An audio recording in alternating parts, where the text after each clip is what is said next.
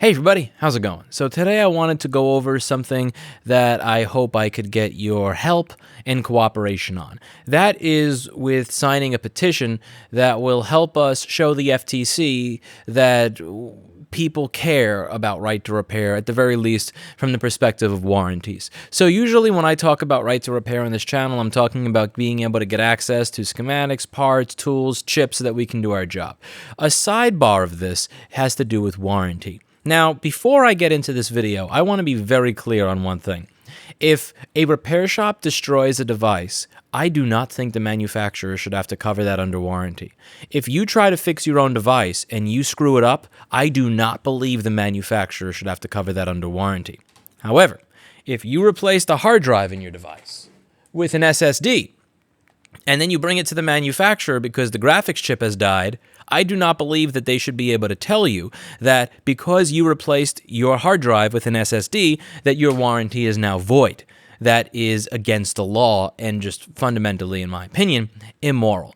There is something called the Magnuson-Moss Act, and what that says in plain and simple terms, if just we were just simplifying it, is that the burden of proof is on the manufacturer to demonstrate how what you did to your equipment voided its warranty. So for instance, let's say you have a MacBook and you bring it into me and you ask me to change the drive. I change the drive from a hard drive to an SSD. Then 3 years later, when the GPU dies on it, and Apple releases a warranty recall program, you bring it to Apple, they need to be able to show that I killed the GPU. So, if they can show that I reflowed and that section of the board is brown and I knocked off a bunch of components by the VRAM, Apple would have absolutely every right under current law to be able to say, no warranty for you, you screwed this up when you serviced it. Or if I put the wrong screw in the wrong hole and I long screw through the board or anything like that. However, if all I did to that computer was take out your hard drive and put an SSD in it, Apple cannot say, this was opened, we're not touching it. To be clear, this is not just Apple doing this. These are many different brands doing this. Nathan Proctor at US Perg has showed us companies like LG doing this with basic home appliances, stuff like washing machines. And that's illegal. And there's been very little enforcement on this over the past several years. Now, we have some new blood coming into the FTC. There was an article that I remember linking you all to very recently in my community post section. And one of the people that is coming into the FTC, or maybe coming into the FTC, is someone that actually supports right to repair.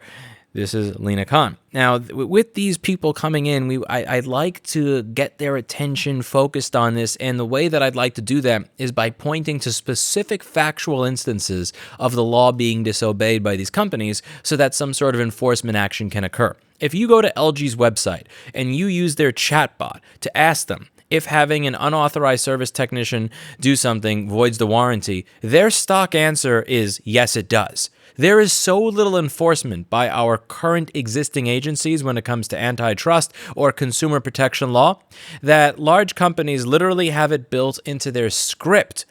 Yeah, just tell the consumer we're breaking the law. Not even like, shh, or tell them this is the BS reason, but here's the real reason. No, they're just blatantly breaking the law and getting away with it. And there is been a lot of coverage by people like Nathan Proctor from US Perg on this over the past several years. There was a workshop called Nixing the Fix that was done 2 years ago, where people like me, but mainly far more professional and smarter, went out there and explained all of the problems in great detail. And several years later, there was virtually nothing done on this. There are a couple of other interesting antitrust scenarios. One of them is one that I went over when it comes to Google and AdWords and the inability to advertise on Google's platform if you are a third-party repair shop. I went over this about a year ago in this video. We need to discuss Google's anti-repair advertising discrimination. In this video, I went over the fact that I am not allowed to advertise on their platform. All of my ads are disapproved, along with those of most other repair shops, in spite of the fact that when you search for MacBook repair, I am one of the top-rated people on their platform on YouTube. I am top-rated in my field on Google Places. There's not a place that does board repair that has more or better ratings. That I'm able to monetize the videos that I post on YouTube because they are considered advertiser-friendly. I am licensed by the Department of Consumer Affairs. I have been on CBC News, and in spite of this, I am not allowed to advertise in the Google AdWords platform because I am an unauthorized repair center. Now, this happened around the exact same time that there started being partnerships between Google for repairs of the Pixel phone and some of their authorized repair manufacturers. And I think it's very interesting that independent repair was no longer allowed to utilize AdWords at the same time that they started creating backdoor relationships with new authorized repair manufacturers. Just one of those funny things like that. So this, on top of the fact that existing law, we're not even talking about new right to repair law, but existing law that's been on the books since the 70s is being blatantly disregarded by companies, has not really been enforced, has caused people like the Repair Association to create this petition. And this is something that's also being done with the help of people like Nathan Proctor at US Perg, who does excellent work on right to repair. And what I'm asking all of you to do today is to go to ftc.repair.org and sign this petition and let the FTC know that this is something that matters to you. It doesn't take a lot of effort. All you got to do is you put your name, your email, your zip code, some comments, and have a list of signatures. If we get a list of 200 or 300 people that support this in a country of 300 million, it's not going to get much looked at. However, if I can get, let's say, a good portion of 1.5 million subscribers to watch this video and then sign this, then we're getting somewhere.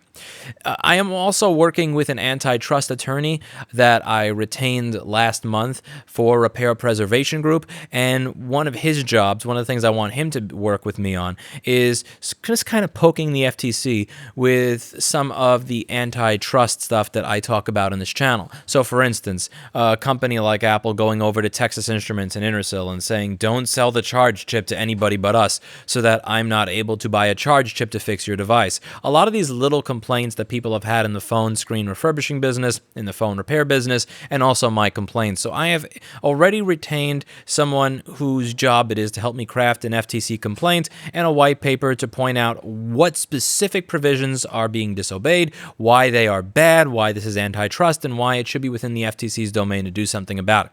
That's been in the works, and I'm really excited to see what comes of that, given the new blood at the FTC. But my complaint on its own, me paying an attorney to write this stuff, admittedly, that's not going to get the needle moving so much as, let's say, 1.5 million people signing this petition with their comments that specifically cite their problems with the issue. Again, this is new people showing up. The new people showing up at the FTC, these are people that actually want to see change. These are people that actually support concepts like right to repair. They believe in them.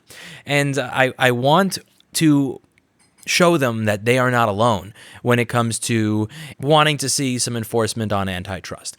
And for that to happen, I need the help of all of you. This doesn't require this doesn't require you write a giant letter. This doesn't require you take a ton of time out of your day. All you got to do is show up here, ftc.repair.org. I'll leave the link down below. Put your name, your email, your zip, and a little bit of a comment, and that's about it.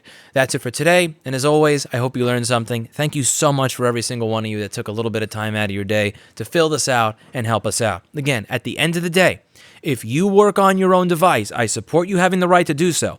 But if you screw that device up, I do not believe that the manufacturer should have to help you under warranty. The right to repair comes with the responsibility to deal with your own fuck-ups.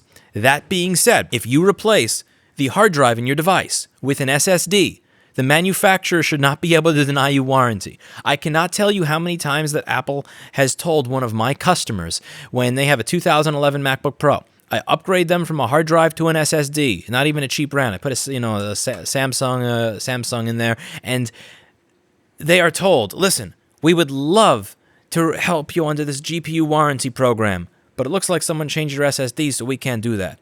That's bullshit. You know that's bullshit. Almost everybody knows that's bullshit, and it's insane. So what I would have to do, and I would have to go through my dead hard drive pile, because I didn't say, they didn't save their drive from 3 or 4 years ago, and neither did I. It was e-waste. I have to go through my hard drive pile.